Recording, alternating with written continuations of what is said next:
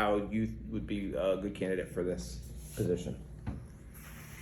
Yeah, so prior to this, like during the school year, I kind of worked with just developing my own skills in like Photoshop and InDesign, stuff like that when it comes to graphic design. And I have an understanding of the programs through the classes that I took, especially because I'm majoring in graphic design and creative advertising. So we had multiple projects throughout the year in a specific class that was called our strategic communication class for graphic design. And in there, we kind of created different posters, travel magazines, not a travel magazine, but a travel poster and a brochure and a magazine as well. And I can show that to you if you'd like, of course, because I do have the documents. And that kind of helped me develop an understanding of both the programs of Photoshop and InDesign. And I also kind of have an understanding of Illustrator as well through a class that I took earlier in the year, where we kind of worked with line work and stuff like that, and kind of roping around the basics of InDesign and Photoshop when it comes to using effects and masking and layering and all of those things. Great. And so, like I said, we're thinking about doing this with our 6th through 8th graders.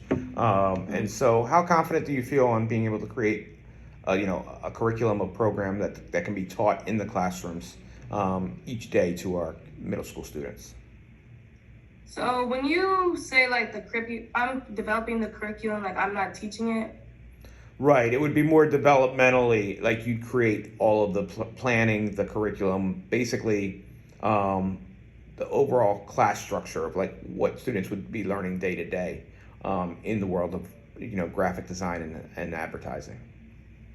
Okay, well, since it's a class with like introductions to graphic design, I think I have an understanding of what's necessary to like get into the basics of Photoshop, because that's integral for graphic design, and stuff like InDesign as well, because of what I learned throughout the year. And I think the best way to kind of integrate that learning is through like interaction with the program and seeing stuff firsthand. So I think that developing a curriculum where students can do these things on their own while learning from the teacher and seeing them. Seeing is very important for this kind of stuff. I think it's clear for me to just like create a curriculum for them, and it's something that I feel like would come very easy to me just because I have a good understanding of the program. That's really, really helpful.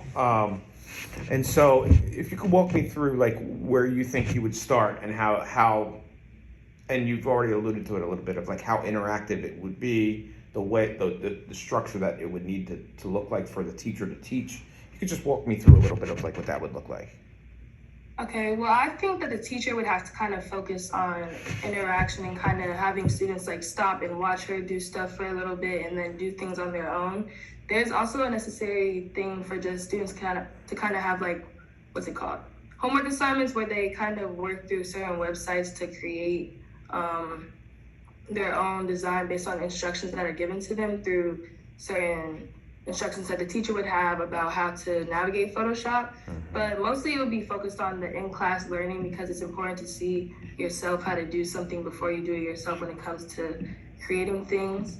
And I think the main focus would just have to be having these students watch the teacher do like the basics of Photoshop in terms of like cutting things out, putting effects or masking and stuff like that, and then kind of developing that through their own homework that's assigned. Like me personally, during the year, we had these things called CIBs, and there's a website that we worked through that had a textbook, and it had instructions on how to go through these certain tutorials and stuff like that.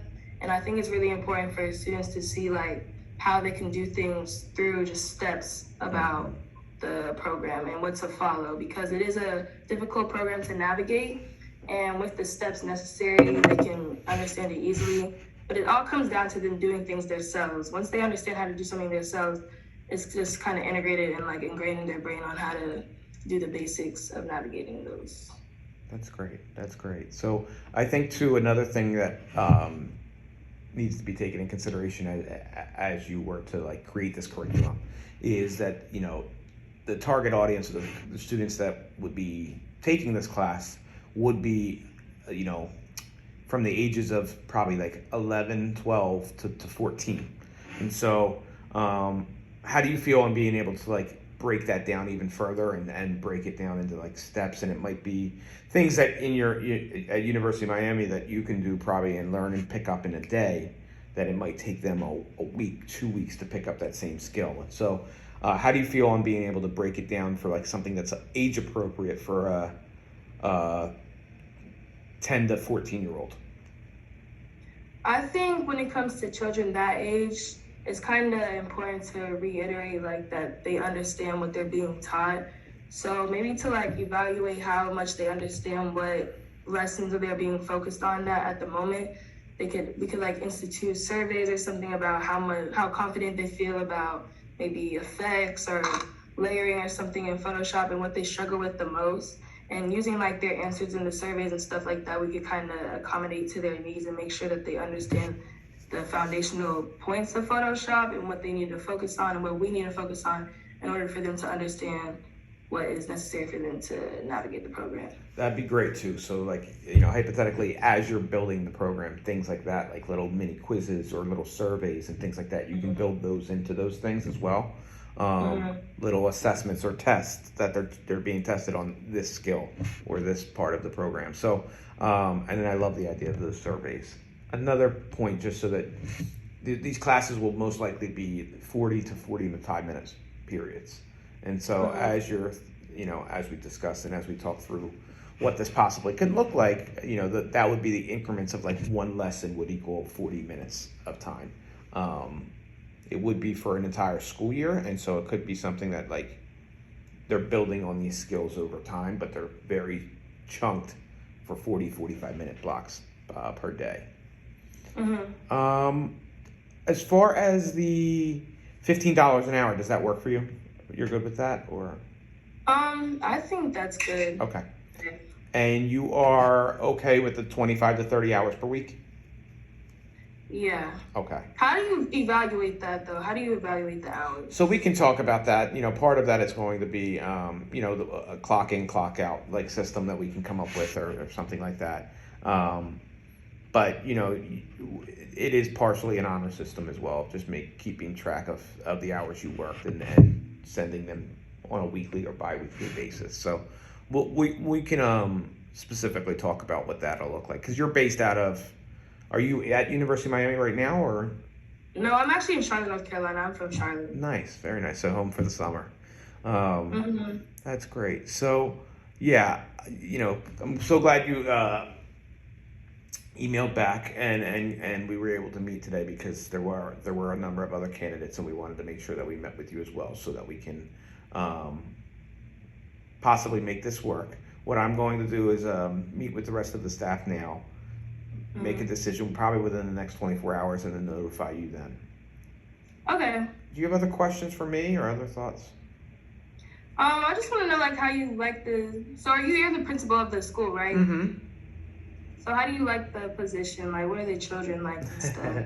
So we are, just to give you a little bit about the school. So we are located in North Philadelphia. We are 98% African American student population, about 1% Latin American, and then about 1% or so mixed race. So that's kind of the demographic of the school. We are not like 90% of our students are what are designated as receiving free or reduced lunch. That means that they fall below that poverty line, and so economically our children come from economically disadvantaged homes, and so that enables us to be what is called a Title I school.